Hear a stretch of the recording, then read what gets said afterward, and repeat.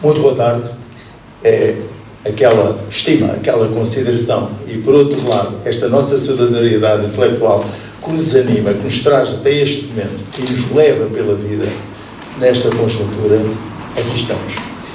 Cá estamos num ato de partilha do Belo Global comemorativo do 12º ano, do 12º aniversário do Centro de Investigação sobre Dr. Joaquim Veríssimo de Serrão.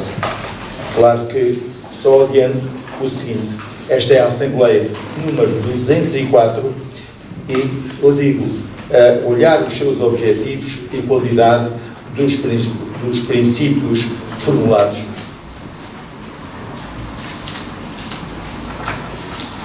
Eu quero cumprimentar o Sr. Professor Dr. Miguel Botas Castanho, agradecendo propriamente esta atenção de excelência que teve para connosco, mas eu quero cumprimentar os senhores vereadores que estão a chegar, mais ainda também, o excelentíssimo Sr. Presidente da União de Freguesias da cidade de Santarém, Sr. Diamantino Duarte, o Sr. Secretário da Mesa da Assembleia Municipal, meu colega Carlos Marçal, mais assim também, o excelentíssimo Sr. Presidente de Fundação, Engenheiro António Almeida, o Sr. Dr. Augusto Aguiar Branco, um amigo meu de excelência, mais assim também, excelentíssimos senhores representantes da família do empresário Júlio Rafael, empresário José Rafael Duarte e Dona Eugénia José Rafael Duarte, sua esposa, mais ainda, a sua Dona Eugénia Sousa Duarte e os familiares aqui presentes.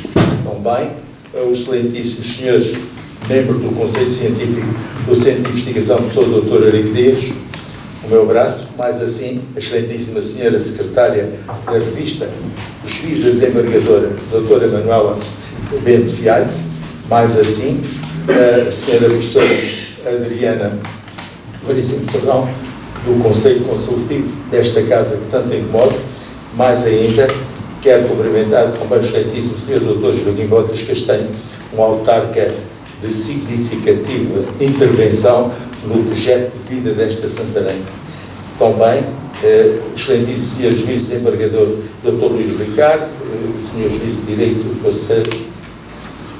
Dr. Sérgio Sousa, mais ainda, o meu amigo e senhor Marquês de Ribeira, engenheiro João Vicente Saldanha de Oliveira de Sousa, mais cumprimento os autores galardoados do Prémio de Investigação, do Centro de Investigação de 2024, instituídos com o apoio da Fundação Engenheiro António de Almeida e, por sua vez, o Sr. Professor Dr. Saúl António Gomes, que se vai representar pela senhora, pelo Dr. Jaime Fernandes, também, e da família do empresário Júlio Rafael, professora doutora Maria Luz Caldas, que se vai representar pela mestre Luís Pierre.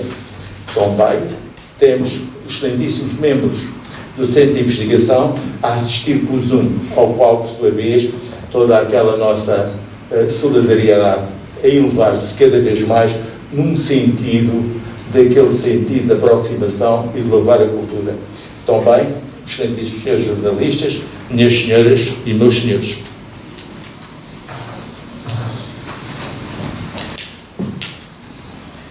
Aqui estamos a viver o processo de valor significativo e alcance satisfação coletiva para assegurar o poderoso desafio que nos liga à cultura, que nasce, acima de todos os métodos, como o estudo, experiência e engenho da vida. O louvor, de forma sublime, da comemoração do 12º aniversário do Centro de Investigação, professor Dr. Joaquim Veríssimo de Serrão, de uma importância insufismável, difundindo no mundo sempre a perspectiva da revitalização, da experiência e engenho, numa inalienável necessidade de enfrentar um intrigante âmbito expressional a nível organizativo nesta amada Santarém, tão posicionada no coração do Sr. Professor Dr. Joaquim Veríssimo de Serrão, que era um semeador da cultura, que era um crítico historiador, numa ligação tão profundamente envolvida a esta Santarém. Aqui estamos a celebrar e a cumprir a missão de preservar as memórias que brilham do alto cume da vida e a imensa obra do professor Dr. Joaquim Veríssimo Ferrão, que é um património em exposição de experiência de Santarém. Também, no espaço do Centro de Investigação, espelha para todo sempre a inteligência do Sr. Professor Dr. Joaquim Veríssimo Ferrão, homem da ação e intervenção, sempre inspirado na realidade, dado à luz da verdade histórica, vida da memória, a contribuir para formar gerações na caminhada para a felicidade de educação transparente e transformadora e vocação pedagógica tão própria da sua escola. Mas há nestes 12 anos, em rigor, não só a agudeza, a inteligência, mas o imperativo, a importância intelectual e efetiva da história do Centro de Investigação. Assim sendo, temos a perspectiva de levantar, na forma tão sublime, a bandeira da investigação, de modo a afirmar mobilização, disseminação do conhecimento para tornar sonhos realidade, graças aos seus membros, valores prementes, a substanciar com as suas ideias aventuras de questionamentos, processos expressivos que norteiam projetos e estimulam o desenvolvimento, a especialização e a diversificação da cultura.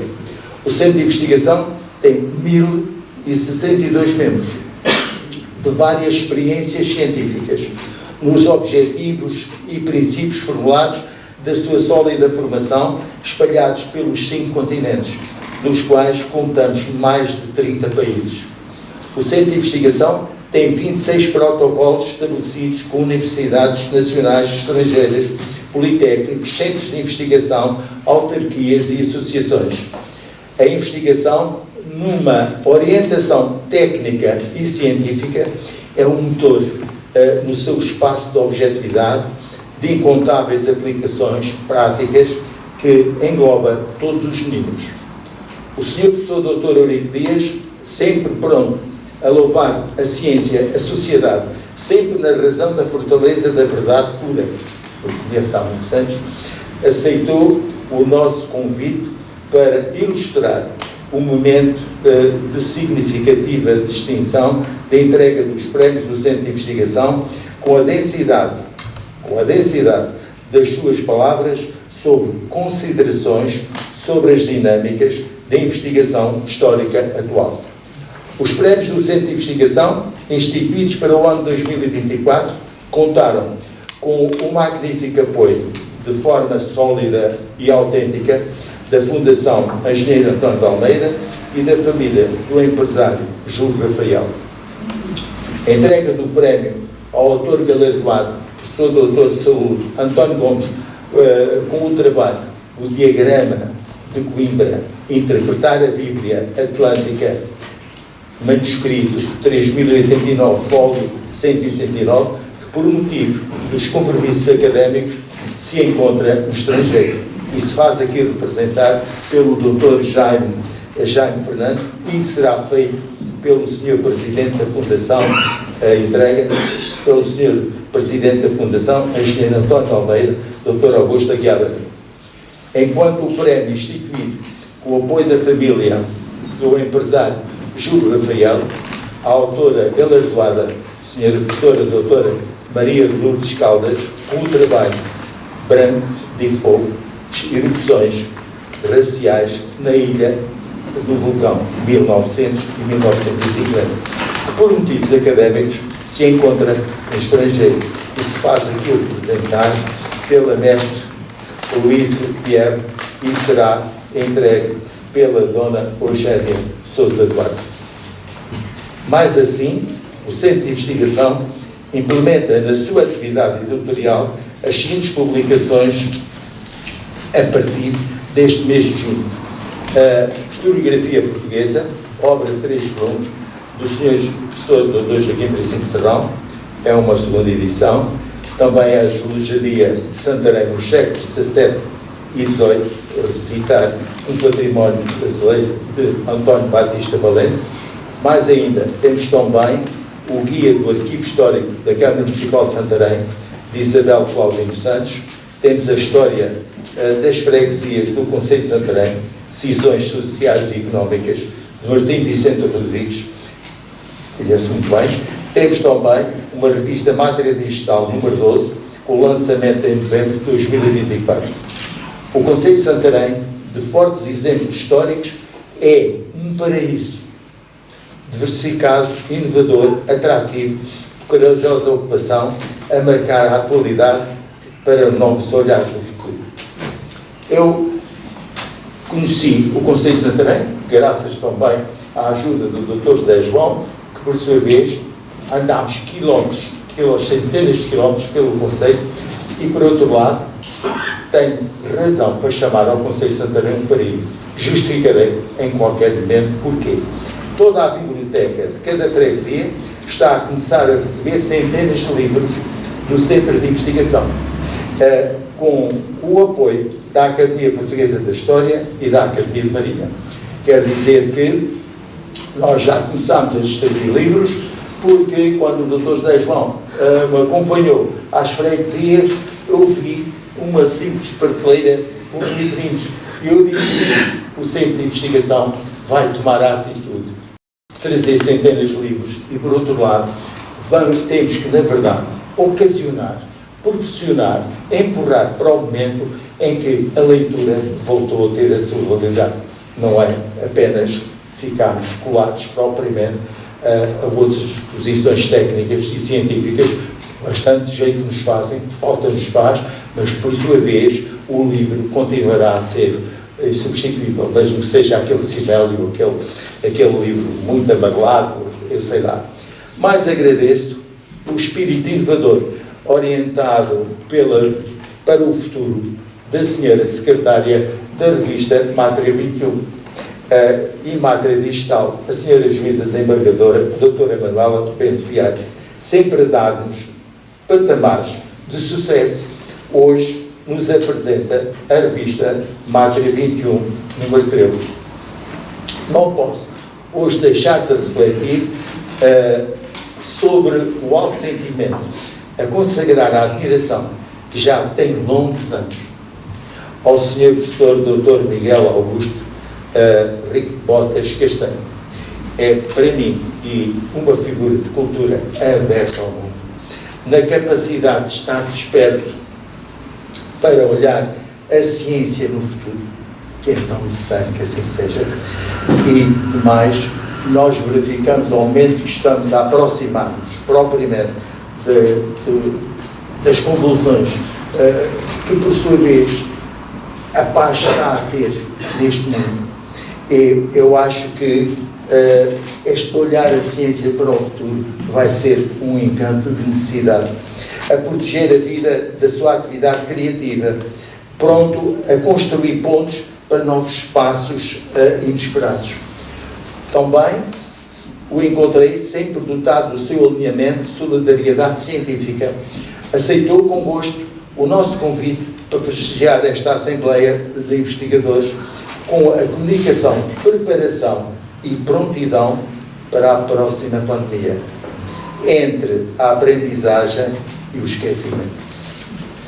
Muito nos melhora o contributo do Dr. Ricardo Gonçalves, Presidente da Câmara, que hoje, por motivos dos empurrões que são necessidade numa posição política, ao momento que se aproxima do voto, das eleições, não pode estar connosco. Mas, no entanto, não posso deixar de o recordar com a sua relevada intervenção, sempre permanente, de apoio constante da sua própria experiência neste espaço de vida de 12 anos do Centro de Investigação.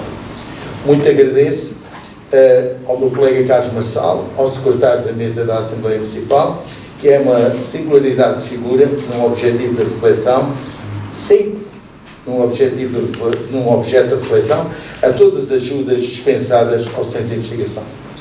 Ao Sr. Presidente da União de Freguesias da cidade de Santarém, Diamantino Duarte, Srs. Vereadores, à Sra. Chefe do Gabinete, Mestre Catarina Maia, e tantas práticas desenvolvidas, sempre prontas para a criação de soluções. Aos senhores corretores, gratos pelo alto efeito do vosso trabalho, que tanto posicionam as nossas publicações, o que era altamente difícil conseguir-se, por outro lado, tal elevação. A Sra. Professora doutora Manuela Rodrigues, a Sra. Professora doutora Maria do Rosário Gomes, o Sr. José Cunha, mais ainda, o Centro de Investigação não esquece sempre a abertura plurissignificativa do Conselho Consultivo. Ainda há pouco eu disse quantas, é demasiado, muitas vezes, a minha posição perante si, Sra. Professora Adriana Veríssima Serrão. Mas então, mais quer dizer também as secções de protocolo, as assembleias de investigadores, a secção técnica administrativa, a secção editorial, a multimédia, as secções de biblioteca e arquivo. Eu só tenho que dizer uma bem-aja pela vossa atenção. Excelentíssimo Sr. Diretor do Centro de Investigação Joaquim Veríssimo Serrão, ilustres personalidades, caros convidados, a todos cumprimento e dou as boas tardes e as boas-vindas a mais esta sessão. Como vem sendo habitual, reunimos-nos por esta altura, preferencialmente até em maio, para celebrar o aniversário do Centro de Investigação Joaquim Veríssimo Serrão. E tornou-se também já um hábito incumbirem-me da tarefa de apresentar o novo número da revista Mátria 21, que por esta ocasião se dá à estampa. Tarefa que encaro como gratificante, especialmente porque me permite revelar os conteúdos e respectiva autoria em ambiente festivo, que é, sem dúvida alguma, o mais agradável do exercício das minhas funções de secretária do Conselho de Redação.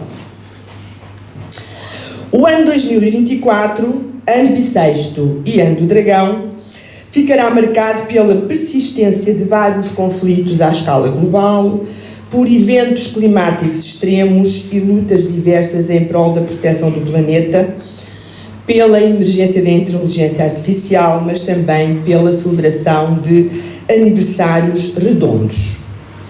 Destes, destaca-se o 50º aniversário do nascimento de Camões, o poeta da lusofonia, mal celebrado, diga-se de passagem, o ano do centenário de Mário Soares, obreiro da democracia, veremos o que nos reservam, e em ambiente de enorme festa, pelo menos, os 50 anos da Revolução dos Cravos, a conquista da liberdade. Factos dos quais, estou certa, a história se ocupará.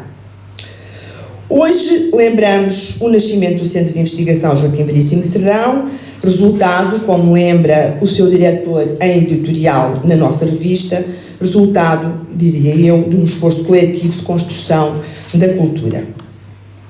E porque de coletivo se trata, centremos-nos então nos contributos que fazem este número 13. Como sempre, em cada ano, a revista dá a conhecer o teor dos textos que venceram no ano anterior os prémios instituídos no centro.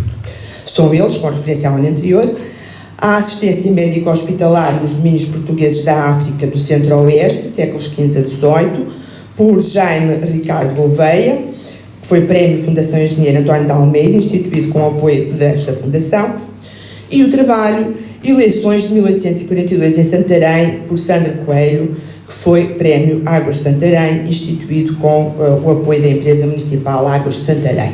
Portanto, ambos os trabalhos publicados neste número 13.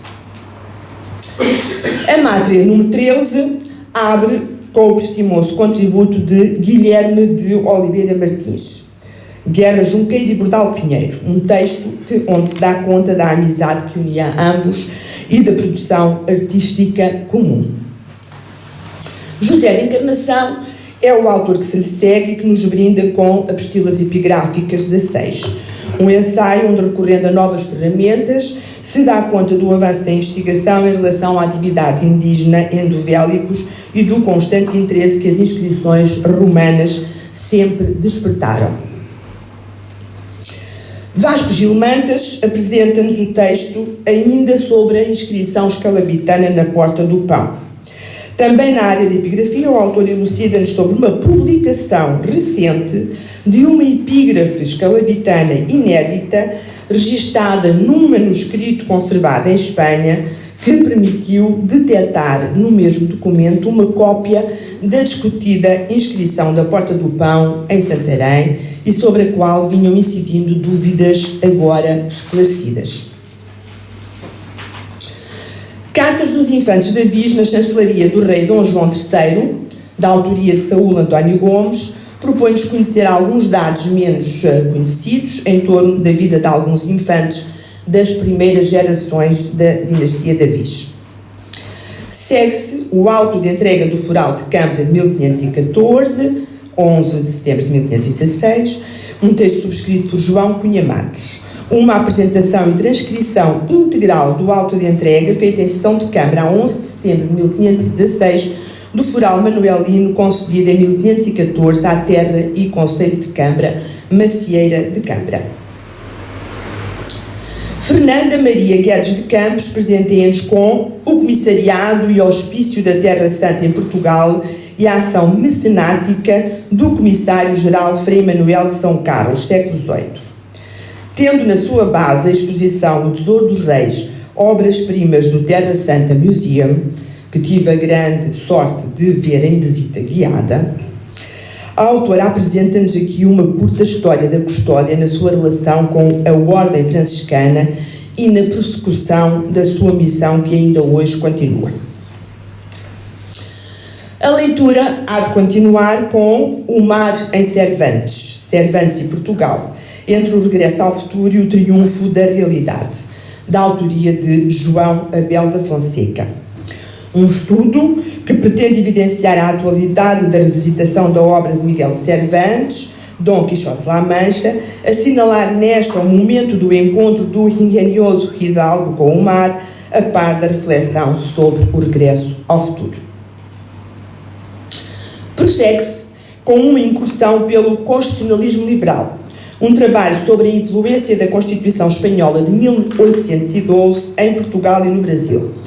Trata-se do texto da autoria de Juan Carlos Monterde, com o título Aspectos de la Carta Magna de Cádiz en el primer constitucionalismo luso-brasileño. E, na continuação, encontraremos Francisca Branco Veiga, que assina 1814, Memoire do Conservadorismo Europeu numa Europa em transição para o liberalismo. Um artigo que tem como objetivo analisar o processo histórico legitimista e contra-revolucionário estabelecido em 1814 após as reformas expansionistas e liberais implementadas por Napoleão Bonaparte.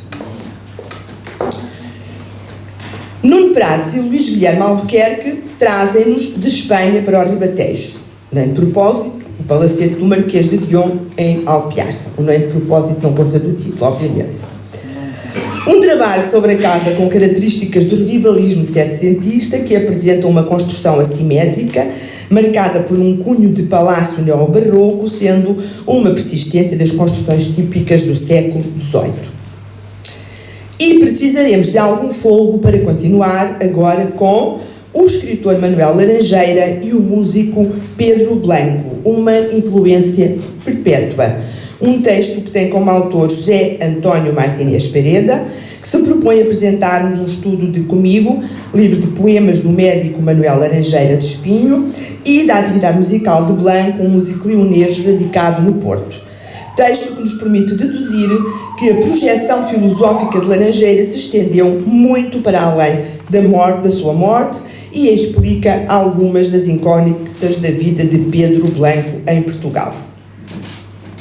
A finalizar, a revista revela-nos ainda, com a autoria de Jacinto Salvador Guerreiro, o arquivo do Colégio Andaluz, 1923-1975, um trabalho em torno do sistema de informação do Colégio Andaluz de Santarém, na área do arquivo escolar. Diversidade e novidade nos conteúdos, mais um número surpreendente da Mátria 21. Um prestimoso contributo para a elevação do conhecimento nas diversas áreas a que se dedica. Num tempo que pontua pela crispação, pela exaltação dos ânimos no debate acerca da liberdade de expressão, tantas vezes confundido com liberdade de injúria, o que repudio veementemente, Termino lembrando que a relação entre o indivíduo e o mundo se constrói nos encontros, nos espaços físicos e intelectuais. Aqui se desenvolvem as competências necessárias ao exercício da cidadania democrática, exercício que não dispensa a existência de regras e do qual emerge não fazer da cegueira uma visão. E volto a Camões. Continuamente, e vou citá-lo, continuamente vemos novidades, diferentes em tudo da esperança. Do mal ficam as mágoas na lembrança, e do bem, se algum houve, as saudades. Porém, ainda nas palavras do poeta, que o tempo o prado verde reverdece, que o tempo cai a folha ao bosque umbroso, que o tempo para o rio caudaloso, que o tempo, o campo pobre se enriquece. E assim vamos construindo a mátria. Tenho dito, muito obrigada pela vossa atenção. Ora, uma boa tarde a todos. Adiante os cumprimentos institucionais, que me escuso de repetir. Saúdo todos os investigadores e demais convidados, tanto presentes como por via telemática, neste singelo momento de comemoração. Minhas senhoras, meus senhores, antes de mais, permita-me expressar um profundo agradecimento público por este convite ao meu velho mestre, o Sr. Professor Dr. Martim Vicente Rodrigues. Bem sabe Vossa Excelência que foi o seu alto exemplo que me inspirou a seguir a árdua carreira das letras, com especial incidência nos domínios da história. Num sentido bem-aja, Sr. Professor, deste seu aluno sempre grato. Pois bem, o nosso centro de investigação está de parabéns. Como dizia Virgílio, o célebre poeta romano, tempus fugit. São já decorridos uma dúzia de anos de intensa atividade científica, onde se denota o indelével e probo caráter inter, multi e transdisciplinar das nossas atividades, sendo o nosso centro considerado uma instituição singular no panorama científico nacional. Tal como eu defendo, em vários fóruns públicos já o disse, trata-se de uma instituição única no nosso país. Mesmo eu próprio, fazendo parte de outros centros e agremiações científicas, raramente tenho encontrado uma instituição que se nos compare, salvo honrosas exceções. Em boa verdade, desde a hora da sua fundação, mais não seja por se apartar das órbitas de influência de Lisboa, Coimbra, Porto ou Évora, por exemplo, o nosso centro é uma verdadeira pedrada no charco, como é usual dizer-se. Tenho a honra de fazer parte deste centro, tal como dos seus órgãos científicos, desde o primeiro momento. Aliás, o meu número de cartão e de membro é o número 7, portanto, estou entre a primeira linha de ataque. Contudo, não fugindo ao como foi proposto discursar junto de vós, tentarei ser breve, permita-me recordar o título da nossa pequena intervenção, que ao fim e ao cabo é uma dissertação ambiciosa. As considerações sobre as dinâmicas da investigação histórica atual. Bem, antes de mais nada, é um título presunçoso, que não poderia ser explanado em tão poucos minutos. No entanto, eu gostaria que as minhas palavras permitissem-nos, aliás, refletir um pouco sobre estas matérias intricadas e quase sempre discordantes. Neste sentido, afinal de contas, o que é que significa investigar, indagar, pesquisar, inquirir, desvendar ou divulgar, sobretudo no campo da história e da historiografia, atividades tão acalentadas neste centro? Como bem sabemos, o diálogo científico entre as ciências sociais e humanas e as ciências exatas tem sido igualmente o apanágio deste centro. Em boa verdade, mais uma vez, procuramos o conhecimento e divulgar a ciência nos seus quadrantes quase infinitos. Todos os historiadores intelectuais se questionarem em algum momento, afinal de contas, para que serve a história? Há quem diga que também não serve para nada.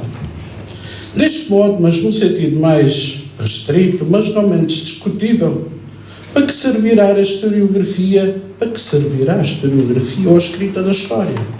É que vivemos um tempo marcado pelos revisionismos históricos ao serviço das ideologias e das clientelas políticas. Afinal de contas, onde é que reside a verdade? Portanto, percorrendo as sinuosidades da história e da historiografia, evocamos máximo a exiguidade de historiadores e projetos de investigação. Refiro a exiguidade porque, em boa verdade, mais uma vez, quais é que serão aqueles que são verdadeiramente apoiados ou mesmo financiados? Quase não existem, a não ser em nichos próprios ou próximos dos poderes instituídos. Mas isso seria entrarmos em campos polémicos, embora não esquecendo que a atividade científica também seja problemática, fraturante, incisiva e fundamentalmente polémica. Pretende-se que os investigadores e outros colaboradores deste centro realizem prospeções científicas originais e impressas com rigor científico, criatividade nestes empreendedorismos pessoais e também em grupo, quantas vezes não sucede.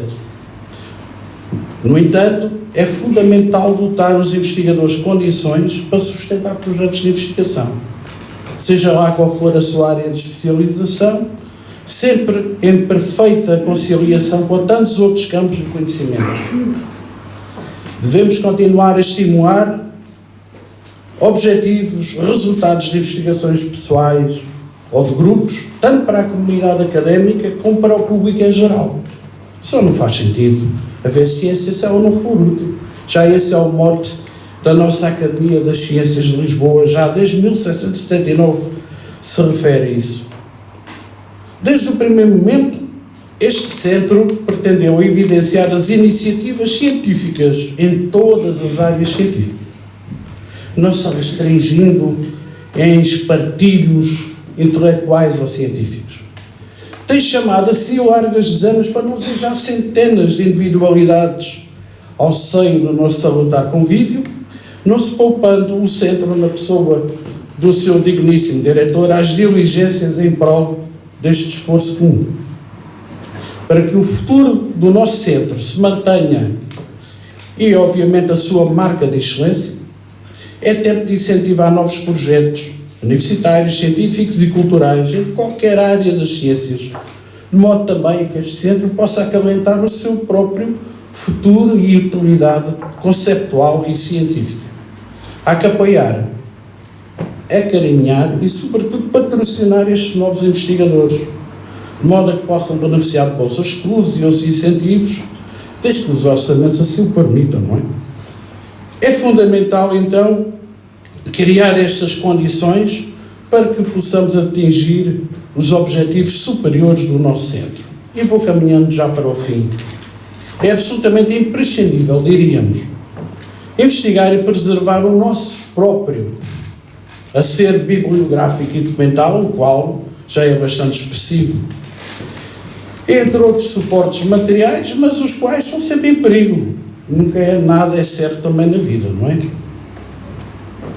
Concluindo, tive o gosto de ter participado, tal como noutros anos, no júri destes prémios do nosso centro, em reunião realizada a 18 de maio último, o qual decidiu distinguir os seguintes trabalhos: o diagrama de Coimbra, a interpretar a Bíblia Atlântica da Biblioteca Geral da Universidade de Coimbra, é um manuscrito, é da autoria do Sr. Professor Dr. Saúl António Gomes, meu ilustre colega também, o qual foi galardoado com o Prémio Fundação Engenheiro António de Almeida, instituído com o apoio desta fundação. É um trabalho de excelência historiográfica no âmbito da história religiosa medieval. O segundo prémio, o Branco de Fogo, Erupções Raciais na Ilha do Vulcão, 1900-1950, da autoria da senhora professora doutora Maria de Lourdes Caldas, laureado com o prémio Empresário Júlio Rafael, instituído com o apoio da sua família. Trata-se igualmente de um trabalho que será uma futura referência neste campo de estudos histórico-etnográficos. Poucas são as vezes em que o debate em torno dos prémios reúne consensos. Este foi um dos claros exemplos em que houve um consenso unânime. Não houve dúvidas quanto às suas escolhas, o que só por si já é um caso raro, inclusive também no nosso centro. Os meus parabéns aos justos vencedores. Para terminar, e como atrás referi, o nosso centro é subejamente reconhecido por agregar áreas científicas multidisciplinares, das ciências sociais e humanas e das ciências exatas. Aliás, este diálogo entre ciências, entre saberes, é sempre extremamente bem-vindo e acalentado. Não desejamos, com toda a certeza, restringir a investigação académica unicamente à história, não faria sentido. Mas, desejavelmente, construir pontes entre outras instituições universitárias. O Sr. Professor Martim Vicente Rodrigues ainda há pouco iniciava-as a bem da construção da ciência. É impreterível, e com isto termino, que a identidade, a ação, o património e o legado do nosso centro subsista e floresça. Com toda a certeza, Sr. Professor, é a vontade daqueles que amam a ciência e a fraternidade entre todos, sem descrição. Tenho dito. Muito obrigado pela atenção.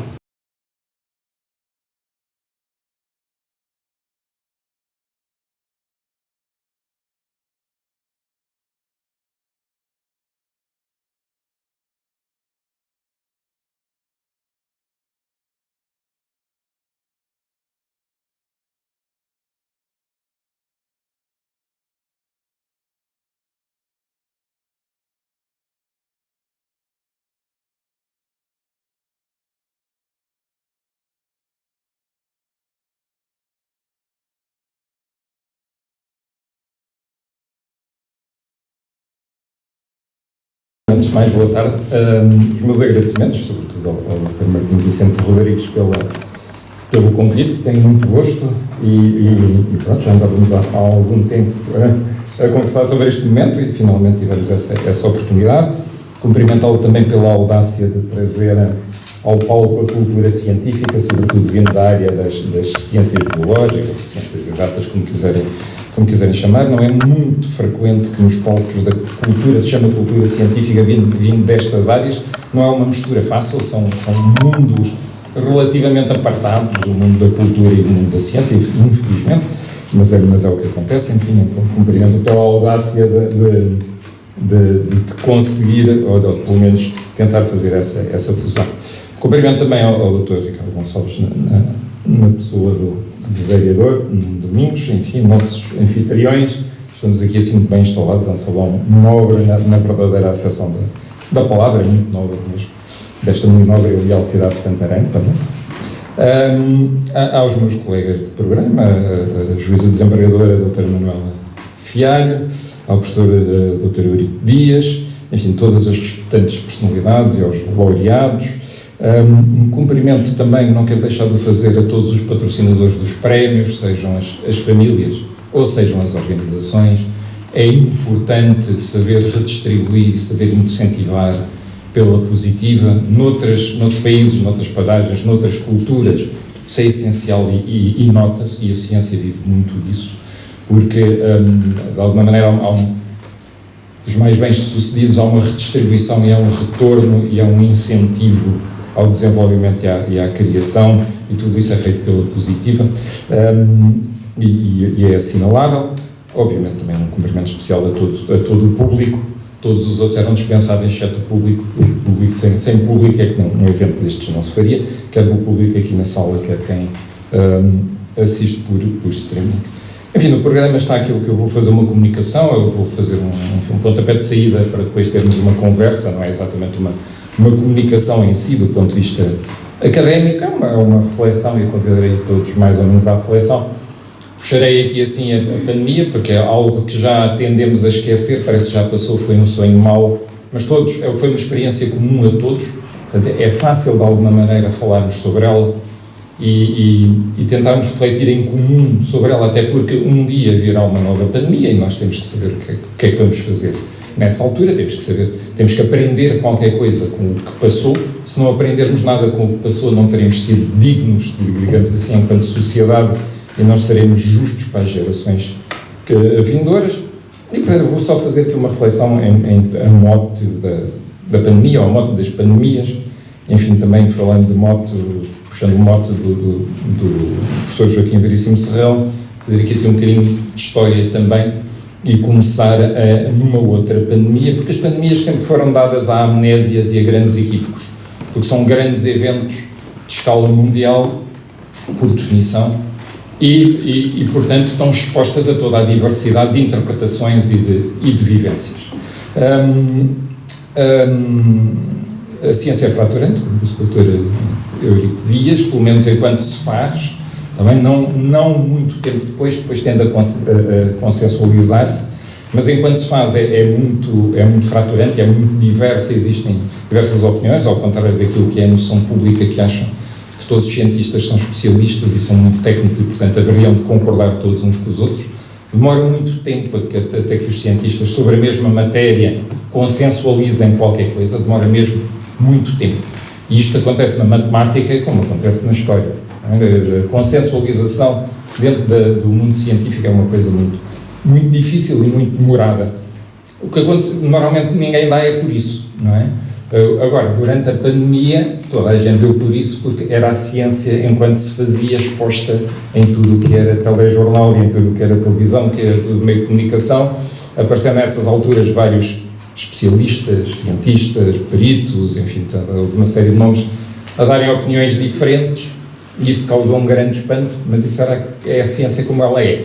Também a ciência é um processo criativo, não é muito diferente de um processo artístico, pelo menos enquanto acontece. Depois lá converge para uma consensualização, mas enquanto se faz é muito criativo. Bom, mas eu ia chamar a pandemia de 1918, porque é paradigmática sobre como as pandemias se dão a equívocos e a amnésias. Grandes equívocos, porque a pandemia de 1918 é conhecida por gripe espanhola e não teve nada a ver com a Espanha, não começou em Espanha, passou por Espanha como passou por outro sítio qualquer. Porque é que havemos de chamar a pandemia de 1918 de gripe espanhola?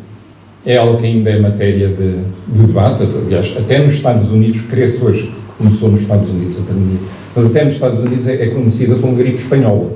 Nós aqui, enfim, fica a noção de que, enfim, isto foi durante os tempos da Primeira Guerra Mundial, Espanha não tinha uma censura tão apertada, as notícias sobre a pandemia vinham de Espanha e criou a sensação que a gripe seria espanhola.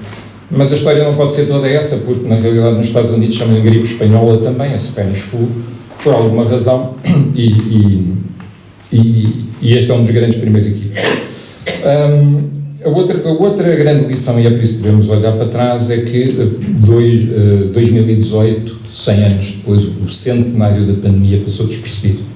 A doutora Manuela Fialho falou de outros centenários ou de outros aniversários mal celebrados, creio que foi essa a expressão que usou, e o centenário da gripe espanhola foi ao mal celebrado ou próximo do não celebrado.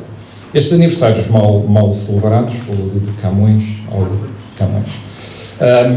são um péssimo sintoma, não é? Quer dizer que nós não estamos a prestar atenção a algo que é essencial. E, de facto, em 2018 nós não estávamos a prestar atenção a uma possível pandemia. Estávamos longe disso, completamente esquecidos. E a pandemia de 1918 aconteceu, não foi assim há tanto tempo, foi há 2, 3 gerações atrás.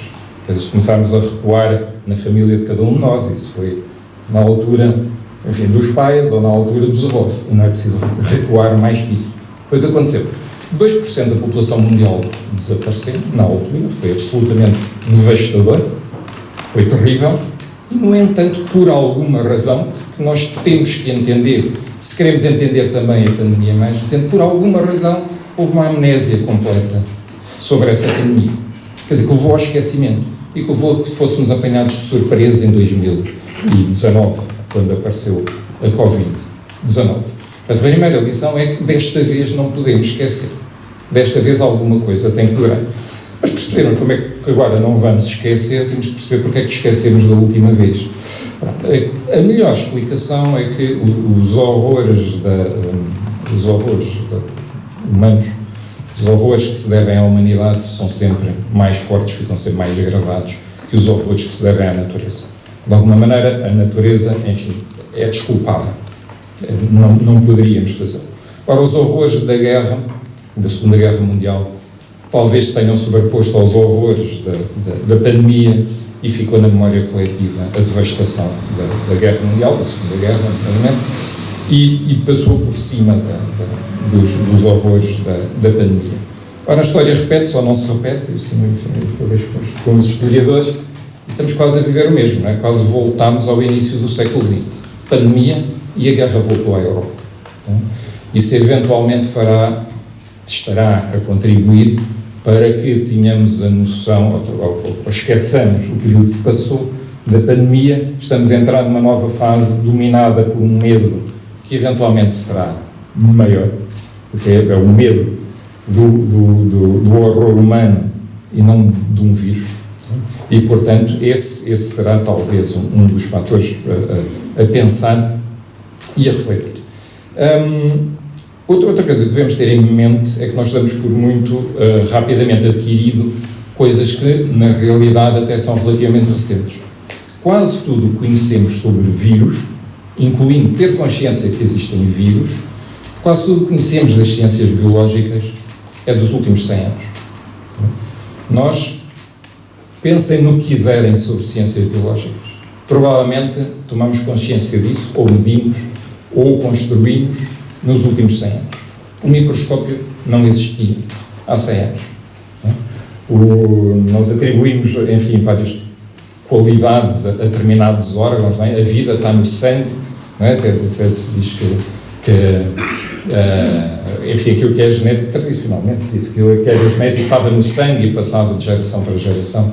Ora, a hemoglobina, que é o que faz o transporte do oxigênio no sangue, que é uma das moléculas mais vulgares, não vou dizer uma das mais simples, mas é de maior consciência, de maior contacto.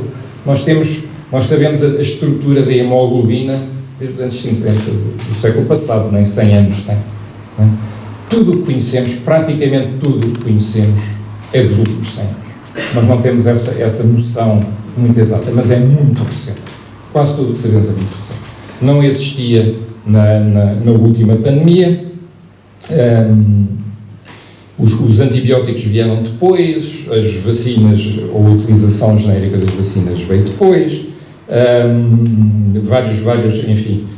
vários instrumentos, o saneamento básico praticamente é do início do século passado, a noção de micróbios, a noção de interromper a transmissão, a importância de lavar as mãos é do início do século passado, não tem assim tanto tempo. A noção de higiene associada à alimentação veio do século passado, não tem assim tanto tempo. Portanto, nós, durante o século XX, de facto, é que transformámos a nossa vida. Transformámos radicalmente a nossa vida e muito assim.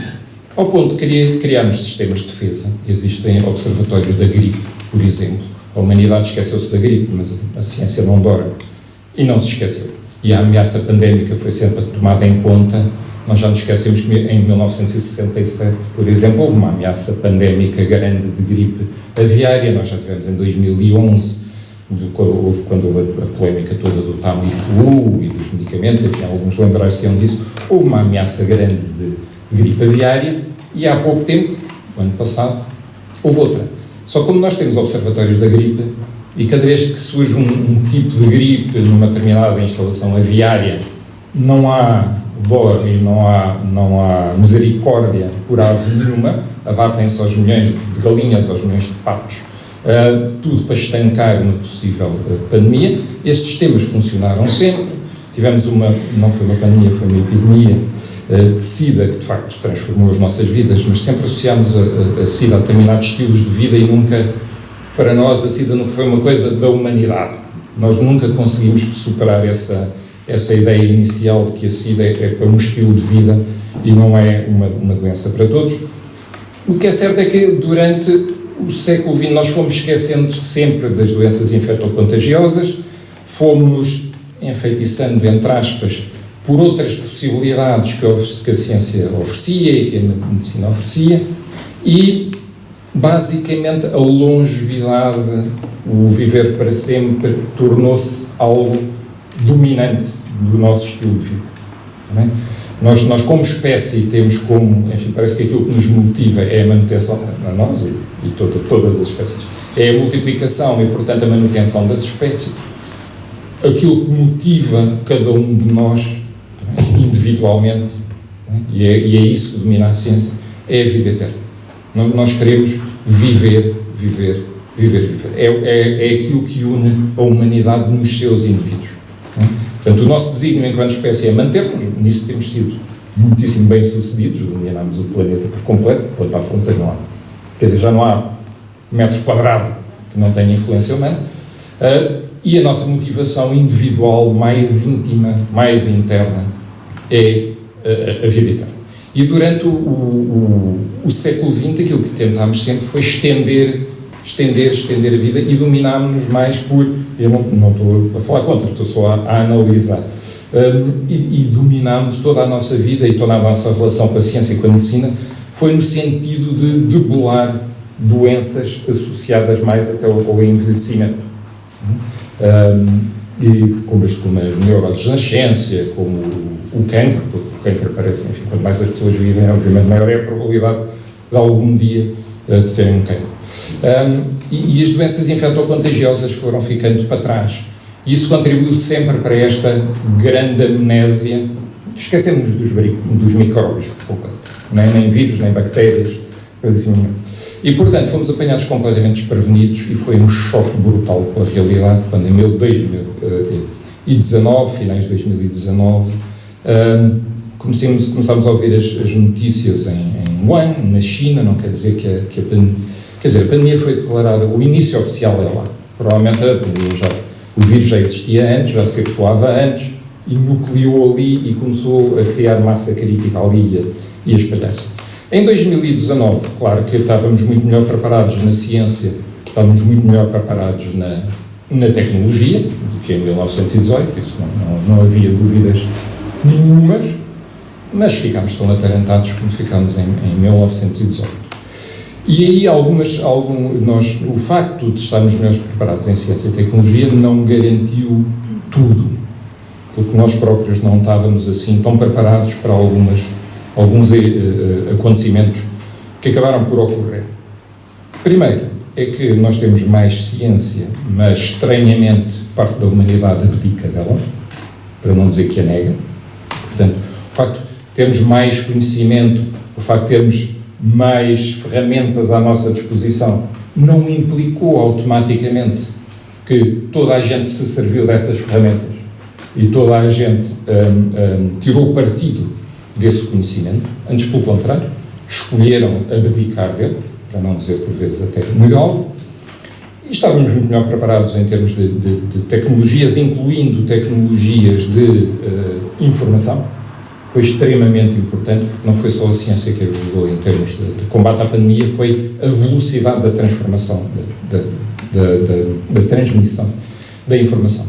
Já ainda estava a acontecer na China, e já em Portugal se discutia se íamos encerrar as fronteiras ou não. Portanto, já tinha acontecido na China, estava a passar por Itália, e em Portugal já se discutia se vamos fechar fronteiras ou não vamos fechar fronteiras. Isso tem a ver com a velocidade da troca de informação. Só que à medida que estávamos mais preparados também em termos de velocidade de troca de informação e tecnologias de informação, fomos apanhados por outra surpresa. É que as verdades transmitem-se mais rapidamente, mas as mentiras também se transmitem mais rapidamente. E, portanto, fomos apanhados por uma corrente brutal de contra-informação, anti-informação, desinformação, como lhe queiram chamar, depende da intenção de quem a faz. A agenda destes grupos anti-ciência é uma agenda muito complexa, não é uma agenda ingênua. As pessoas não espalham notícias falsas, não espalham informação falsa sobre ciência porque são ingênuas ou porque são desconhecedoras ou porque não sabem, é porque existem organizações que têm uma agenda ativa de desinformação, incluindo na frente científica. Não há nada de ingênuo na desinformação em relação à ciência, e revelou-se também um combate absolutamente desigual. É que para inventar uma mentira são 2 segundos. Pôr um post no Instagram, não é? São 2 segundos. No Facebook são 2 segundos. Desmontar esta mentira custa muito dinheiro e custa muito tempo. A luta é absolutamente desigual. Não há como tentar equilibrar pratos da balança. Não há. Uma mentira, enfim, vai-se buscar meia verdade, como, enfim, também existem elementos virais dentro da vacina. não é? Então, meia verdade, e depois constrói-se uma elaboração fantasiosa sobre de como isto é o fim do mundo, ou como se estão a pôr chips 5G, não é? Dentro das vacinas. Postar, 5 minutos basta, não é? E é 5 minutos se a pessoa que faz isto ainda reler o que fizer, porque senão um minuto basta. Desmontar isto num programa tipo polígrafo, como existe agora na televisão, etc., custa muito dinheiro, porque envolve jornalistas, envolve cientistas, custa muito tempo, é preciso ir à procura das fontes, é preciso esclarecer as pessoas, e uma coisa não é compatível com a outra, e é um campo absolutamente desigual. E esta foi uma novidade, também, que a pandemia de Covid-19 nos expôs. Portanto, nós criamos melhores tecnologias, não quer dizer que as utilizemos melhor. Uma coisa é informação, outra coisa é conhecimento, ambas são extremamente importantes. A única forma de combater isto é por uma cultura básica de cada cidadão, e com isto voltamos à importância da escola. Também qualquer debate sobre progresso civilizacional, sobre progresso da sociedade, vai sempre dar na escola. Também a escola é um elemento absolutamente central, porque esta luta é tão desigual que o único fator que nos pode proteger absolutamente da desinformação, da contra-informação, é a formação de base de cada cidadão. É a formação de base de cada cidadão em termos de valorização da verdade, em termos de credibilidade das fontes, em termos de um espírito crítico, e, portanto, eu estou a defender uma escola que forma para a cidadania, nem sequer estou a defender uma escola que proteja só o conhecimento científico, porque esse só também não basta. De uma forma mais geral, eu creio que, tal como disse também o Dr. Eurico Dias, aquilo que a pandemia veio expor é que houve um progresso muito desigual de campos científicos durante o século XX, nomeadamente. Nós progredimos extremamente em termos de conhecimento de ciências biológicas, em termos de tecnologias, então, nem se fala. Houve, de alguma maneira, um percurso muito linear de avançar em capacidade analítica e em conhecimento do mundo mais a nível microscópico, mas em termos de ciências sociais o percurso não foi paralelo, ou não foi igual. Isto é, nós temos muito melhores ferramentas, mas a nossa capacidade de decidir o que fazer com elas, ou que ferramenta usar, ficou um bocadinho aquém. Não é? E eu creio que isto tem a ver com a segregação, enfim, é muito complexo, mas terá a ver com a segregação crónica e que não é útil das ciências sociais e humanas e das ciências biológicas, que, enfim, seguem com caminhos absolutamente paralelos, não vou dizer divergentes, mas paralelos, não se tocam, não é? Por muito próximos que estejam, mantêm-se sempre intocáveis, e essa é uma lição que eu acho que devemos tomar também. É algo que ficou muito exposto com a pandemia, não apareceu com a pandemia expôs essa diferença entre o que é ter uma capacidade científica e técnica e não saber exatamente o que fazer com ela. Ou uns sabem o que fazer com ela para o bem, outros sabem o que fazer com ela para o mal, e outros confundem-se com ela. Contudo, não podemos, enfim, ignorar que teremos outras pandemias no futuro, e o mais importante é que todos saibamos o que fazer se acontecer hoje e, sobretudo, se acontecer aqui. Não é? Nós temos sempre a ideia de que as pandemias, por causa da gripe, vêm da Ásia.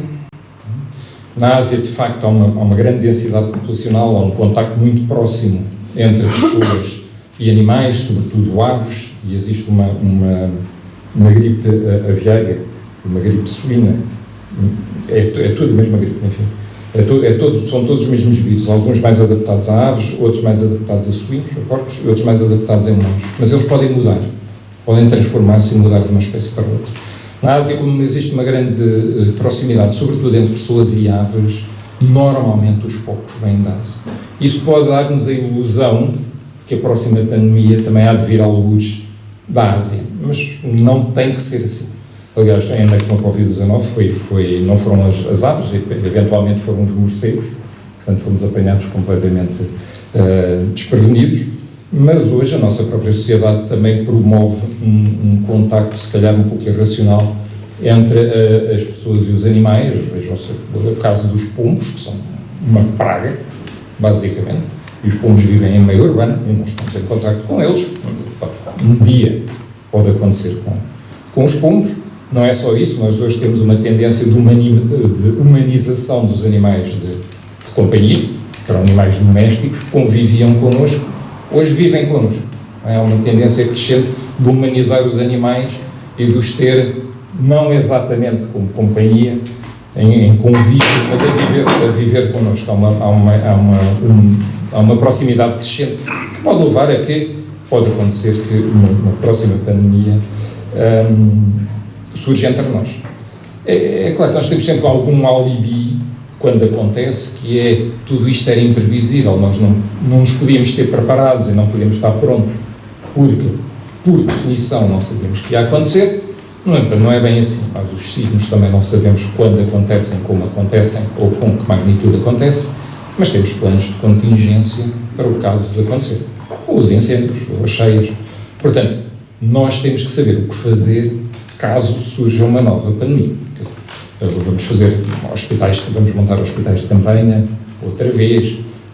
Quem é que faz o quê ao nível dos hospitais, enfim, dos bombeiros, de cada cidadão, a manufatura de novas máscaras, melhores máscaras.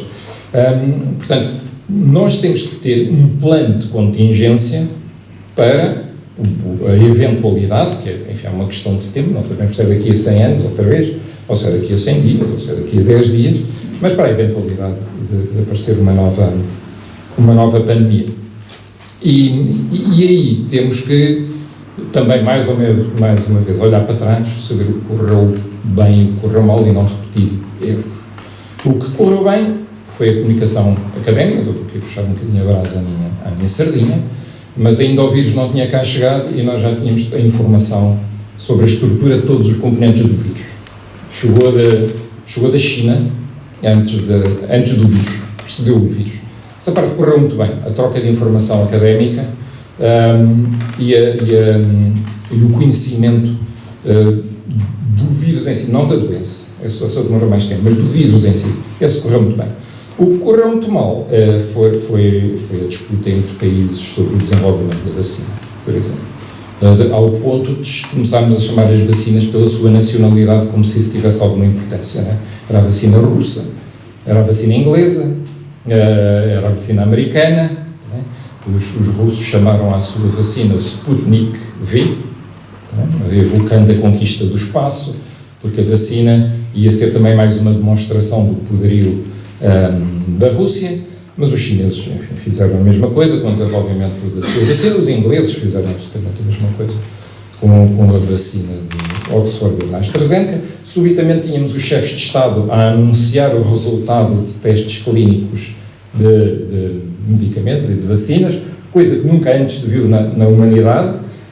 Milhares de medicamentos que nós temos, milhares de vacinas, nunca foi um chefe de Estado exatamente a aparecer e a anunciar o resultado, mas ali aparecia Boris Johnson, aparecia Putin, aparecia Trump nos Estados Unidos, e não foi positivo e não foi agradável de ver um instrumento que era absolutamente vital para o combate à pandemia, um instrumento que era absolutamente vital para salvar vidas, ser de facto um instrumento de disputa diplomática e disputa de marketing dos países. E essa parte nós não deveríamos voltar a repetir, não tenho muita esperança sobre isso. Enfim, se nós conseguíssemos cooperar nesta frente também não haveria guerras, e elas estão aí para toda a gente ver, não é? Se os países conseguissem cooperar mais uns com os outros, dialogar mais uns com os outros. Mas de qualquer maneira é algo que fica agora, olhando para trás, olhando para a pandemia que já passou e que parece que foi há muitos anos atrás, mas não foi. Essa disputa entre países que não foi agradável de ver. O que é que tem que acontecer e quais são as outras lições, até mais no mundo académico e agora mais virado para o meu campo? Nós temos que saber produzir mais rapidamente melhores medicamentos. O sistema que temos é muito útil em termos de segurança, de garantia da segurança dos medicamentos, é extremamente oneroso, extremamente lento extremamente pouco eficaz em termos de assegurar a atividade e a eficácia dos novos medicamentos e das novas vacinas. Custa muito dinheiro, demora muito tempo. Numa situação, quer dizer, nós não damos por isso no dia a dia, mas se houver uma emergência, damos por isso. Quer dizer, nós assistimos ao desenvolvimento de uma vacina relativamente rápido, não foi rápida face à emergência, foi rápida face ao padrão normal, porque estava muita gente a adoecer ao mesmo tempo, era fácil de testar, mas tivemos que ir buscar uma vacina que estava em desenvolvimento com outra coisa qualquer e fazer ali assim uma adaptação. Felizmente, um dos tipos de vacina deu muito bom resultado, não é uma fatalidade, também, em determinada altura as pessoas só perguntavam quando é que aparece a vacina, não perguntavam se aparece uma vacina, mas não era inevitável que aparecesse uma boa vacina, felizmente aconteceu, mas é preciso contar com alguma sorte nestes casos. Por exemplo, a SIDA não temos vacina nenhuma, apesar de muitas tentativas, ainda não temos vacina nenhuma. Ali, um dos tipos de vacina, são as de RNA, resultaram, foram bastante eficazes, deram uma ajuda enorme no combate à pandemia. Mas nós temos que saber fazer isto melhor e com menos custos. Não sei exatamente qual é a alternativa. Nós, entretanto, construímos um sistema de super garantias que construiu uma indústria imensa de legisladores, de auditores, de veterinários, e agora não vai ser fácil desmantelar tudo isso, mantendo a segurança dos medicamentos, mas chegando mais rápido aos resultados da sua eficácia, mas enquanto sociedade é um debate urgentíssimo, e para chegarmos a um estado de preparação e prontidão para a próxima pandemia, que são as duas palavras-chave, que é a preparação e prontidão. A União Europeia, neste momento, está extremamente preocupada com a preparação e a prontidão da próxima pandemia, porque, obviamente, tem que encontrar um caminho e vai ser necessário um investimento muito grande até nós conseguirmos estar seguros, mais ou menos convencidos que temos os instrumentos necessários e temos todos os mecanismos funcionais para fazer face a uma próxima pandemia. O que é que temos que fazer? Agora puxando também mais às minhas áreas, uma vez que o que temos que fazer depende de cada setor de atividade, não é? Cada setor de atividade tem que ter a sua contingência, o plano de contingência. Nós temos que melhorar os mecanismos de produção de novas vacinas, de descoberta, não é? Produção de descoberta de novas vacinas e novos medicamentos. Nós temos que encontrar uma maneira melhor de fazer isto, para que assim que surja um vírus novo ou uma bactéria nova, nós consigamos logo começar um processo que seja relativamente rápido de produção de vacinas e medicamentos. E precisamos, sobretudo, de antivirais de largo espectro. Não temos muitos medicamentos antivirais. Nós precisamos de um medicamento antiviral que seja de tão largo espectro, que dê conta de tantos vírus tão diversos, que provavelmente também dará conta de um vírus que ainda não existe, mas venha a existir. Até porque os vírus que venham a existir são evoluções de vírus que já existem. Né? Na natureza nada se perde, nada se cria, tudo se transforma, já dizia Lavoisier, e com os vírus é igual. Quer dizer, virão vírus novos, mas eles serão evoluções de vírus atuais. Precisamos de um medicamento que seja de tão largo espectro, que tenhamos na prateleira, que possamos usar no dia em que aparecer um vírus novo, e ele provavelmente seria plausível que funcionasse também contra esse vírus novo. O problema dos medicamentos é substancialmente pior, substancialmente mais difícil, não diria pior, mais difícil do que o problema, a questão das vacinas. Aliás, se olharem para trás também, vê-se que houve uma discussão enorme sobre as vacinas e os medicamentos passaram despercebidos. Aliás, surgiram primeiro as vacinas e depois começaram a surgir alguns medicamentos. Não sei se lembram da polémica com Trump, quando se diz que Trump ficou doente, que administraram um coquetel de anticorpos que ainda não estava sequer autorizado. Mas portanto, isso já foi numa fase mais avançada da pandemia. E isso também encerra uma verdade que é importante. Porquê que as empresas se dedicaram todas a desenvolver vacinas e poucas se dedicaram a desenvolver medicamentos? Porquê é que subitamente a vacina era tão importante e os medicamentos não eram? Pronto, respondendo a estas perguntas, nós encontramos a chave para depois melhorar o sistema também. Ora, o que acontece é que o mercado para uma vacina é a humanidade inteira. Pessoas doentes, pessoas saudáveis, é a humanidade inteira. Não há mercado maior do que o mercado de uma vacina no meio de uma pandemia. O mercado de um medicamento é o pequeno universo das pessoas doentes. Portanto, as empresas dedicaram-se ao desenvolvimento de vacinas, não se dedicaram ao desenvolvimento de medicamentos. É claro que devemos resistir à tentação simplista de dizer as empresas são umas malandras, só querem aquilo que tem mercado. Obviamente que só querem aquilo que tem mercado, porque senão também não são sustentáveis, como é óbvio. Agora, o que acontece é que nós temos que saber completar o puzzle, e temos que saber garantir que há depois uma evolução e um desenvolvimento dos dois mecanismos, vacinas e medicamentos. E é por isso que a União Europeia, por exemplo, está a colocar muito dinheiro, muito investimento no desenvolvimento de medicamentos, porque eles sabem que a iniciativa privada está lá para o desenvolvimento das vacinas, mas têm que ser fundos públicos a garantir o desenvolvimento dos medicamentos para que a sociedade, no final, porque é esse o objetivo, possa dispor dos dois. Isto vem dizer-nos que, provavelmente, nós também deveríamos saber fazer melhor parcerias público-privadas, porque há áreas onde só os fundos públicos podem intervir, e há áreas que pode haver investimento privado, não precisamos lá por fundos públicos.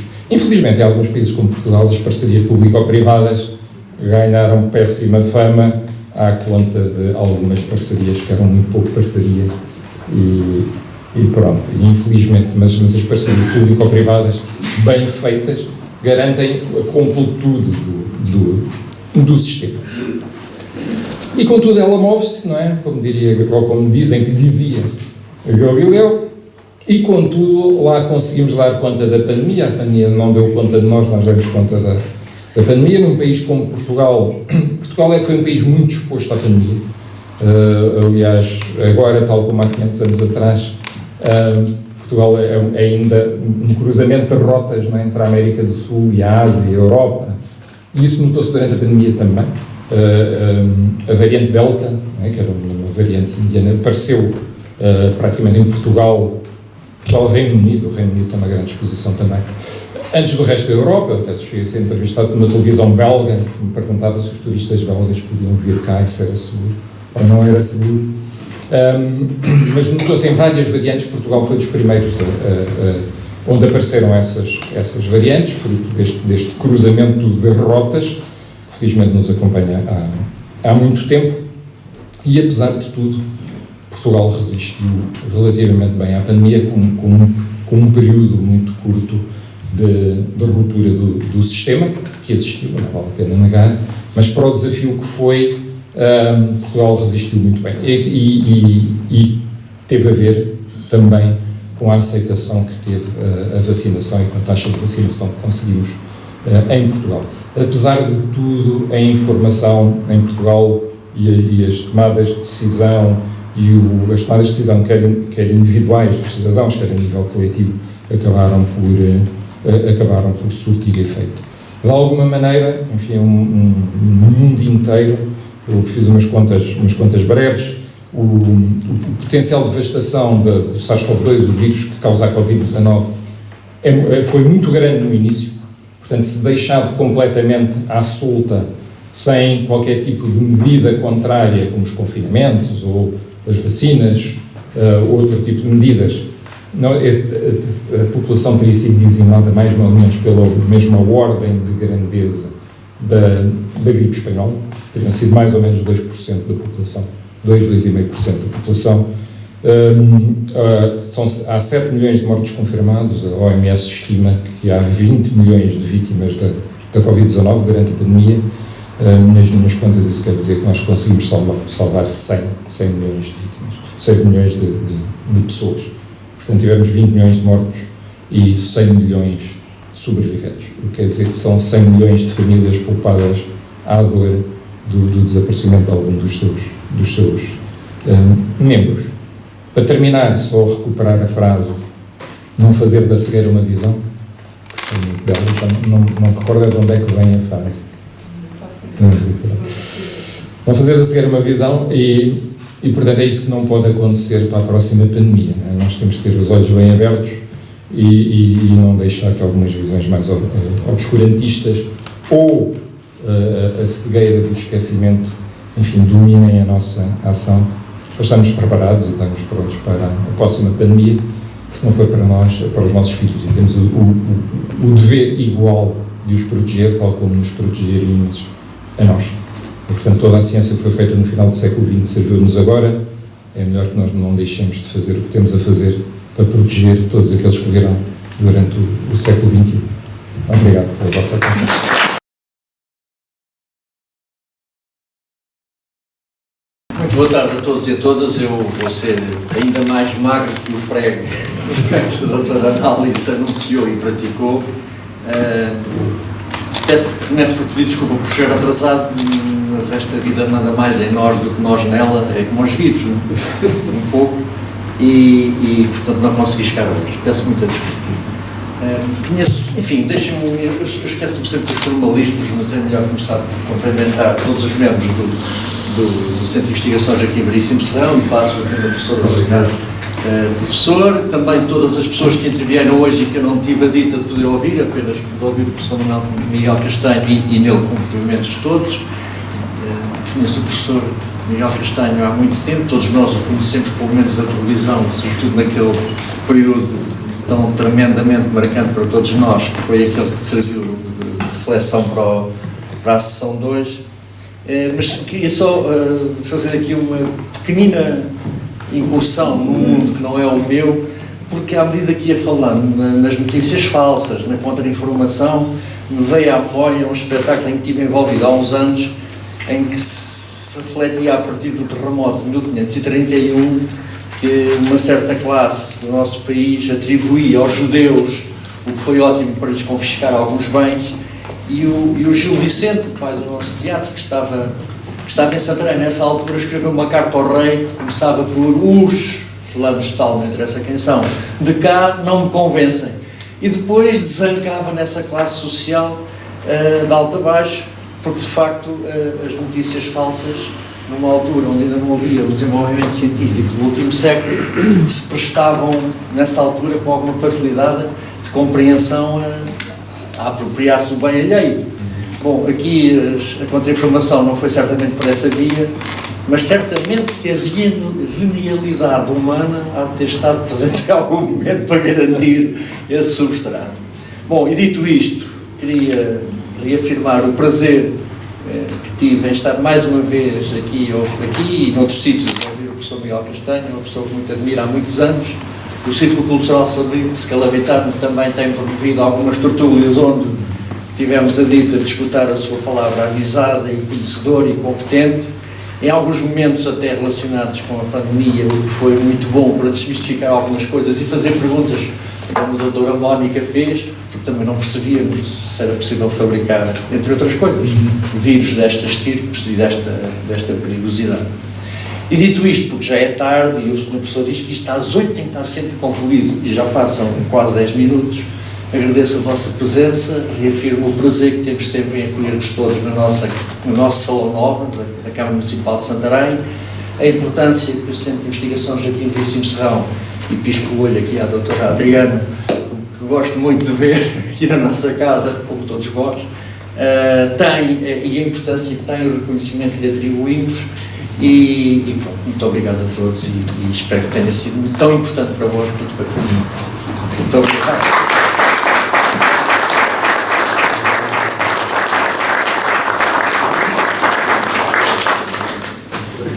Mais informo que a próxima sessão da Assembleia de Investigadores está marcada para 26 de setembro. O Centro vai quase de férias, mas volta dia 26 de setembro às 18h30 aqui no Salão Nobre com uma comunicação da professora doutora Maria Fernanda Campos. Em nome do Sr. Vereador e do Sr. Diretor do Centro, declaro encerrada esta cerimónia. Muito obrigado a todos e boa tarde.